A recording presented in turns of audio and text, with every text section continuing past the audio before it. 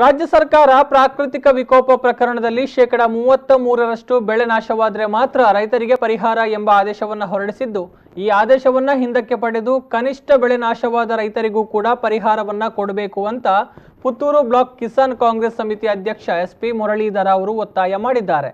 Puttur press ಕ್ಲಬ್ನಲ್ಲಿ ಸುದ್ದಿಗೋಷ್ಠಿ ನಡೆಸಿ ಮಾತನಾಡಿದರು. ಸರ್ಕಾರ ಈಗಾಗಲೇ ಘೋಷಿಸಿರುವಂತಹ ರೈತರ ಸಾಲ ಮನ್ನಾ ಯೋಜನೆಯ ಸೌಲಭ್ಯ ಇನ್ನೂ ಕೂಡ ಸಮರ್ಪಕವಾಗಿ ಎಲ್ಲ ರೈತರ ಕೈ ಸೇರಿಲ್ಲ.